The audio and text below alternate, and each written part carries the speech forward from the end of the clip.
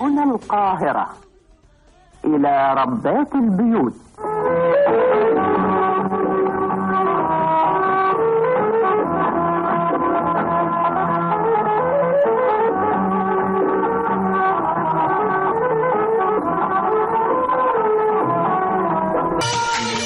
صباح الخير.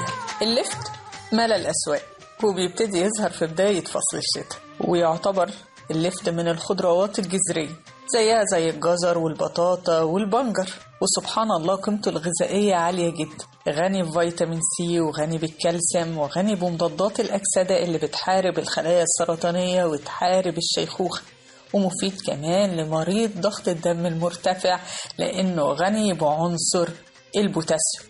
ده غير طبعا ارتفاع محتواه من الألياف، وزي ما حضراتكم عارفين ان الألياف مفيدة لتنظيم مستوى الكوليسترول والسكر ورفع كفاءة الجهاز الهضمي. احنا كمصريين اعتدنا على تناول اللفت كمخلل، وعلى فكرة ده مش شيء ضار أبدا بصحتنا لو اتعمل المخلل بالمقادير المظبوطة. احنا عندنا اللفت ممكن يتبشر على السلطة على فكرة عادي خالص، وممكن نخلله كمان. وعايزة أقول لحضراتكم إن في بعض الدول بتسلقه وبتعمله زي الخضار السوتيه، ولكن أرجع أقول لحضراتكم إن أشهر استخدام لللفت عندنا كمصريين اللفت ببطرمان المخلل. طب إزاي نخلل اللفت بطريقة صحية؟ أولا لما بنجيب اللفت ونغسله كويس جدا، لأنه طبعا زي ما قلت لحضراتكم من الخضروات الجذرية، فلازم يتغسل كويس جدا من أي أتربة عالقة بيه، وبيتم تقطيعه بعد غسيله طبعا، وبنتخلص من المجموع الخضري، ونبتدي بعد كده بعد ما نقطعه نخلطه بالملح لمدة ساعتين ونحطه في مصفى. ليه الخطوة دي؟ عشان نتخلص من أي مية زايدة موجودة فيه هتقلل لي بعد كده من صلاحية المخلل. والخطوة دي مهمة جدا عشان المية بتاعة اللفت ما تكونش مية تقيلة قوامها تقيل زي الملوخية شوية كده. لو عايزين القوام خفيف ويعيش فترة أطول فلازم نلف اللفت بالملح قبل التخليل، وبعد كده طبعا بعد ساعتين بنرجع ونشطفه. أهم حاجة تركيز الملح يكون عندي ما يتجاوزش 2% عشان نقدر نحقق الاستفادة من نبات اللفت. أثناء التخليل بتتكون بكتيريا نافعة.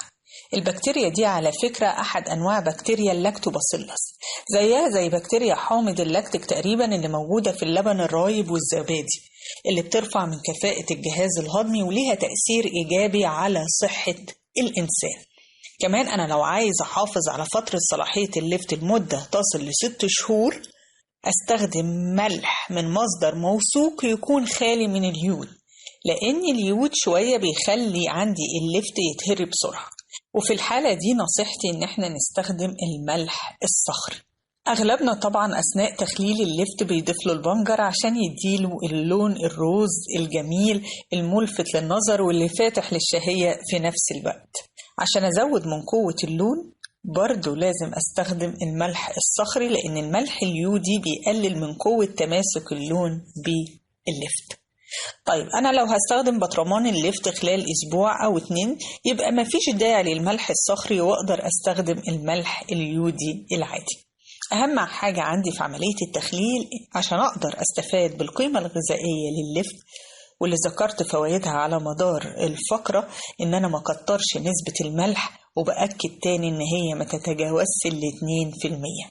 اللفت من الأكلات الصحية أو الخضروات الصحية بالتحديد اللي غنية بفيتامين كي اللي مفيد في العديد من الوظائف الحيوية في جسم الإنسان. والعشاق الدايت على فكرة اللفت مفيد جدا لأنه سعراته الحرارية قليلة جدا، 100 جرام بيدوا 20 سعر حراري. في بعض الأنواع من اللفت برضو متوفرة في الأسواق بيكون لفت طولي طويل شوية عامل زي الجزر ولونه أبيض.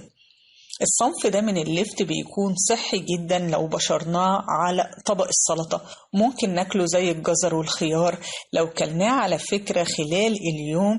ده بيدينا شعور بالشبع لفترات طويلة، وفي نفس الوقت بيمد الجسم بفيتامين سي ومفيد لعشاق الدايت. هنلاقي في فترة قصيرة جدا جاب نتيجة إيجابية في نزول الوزن.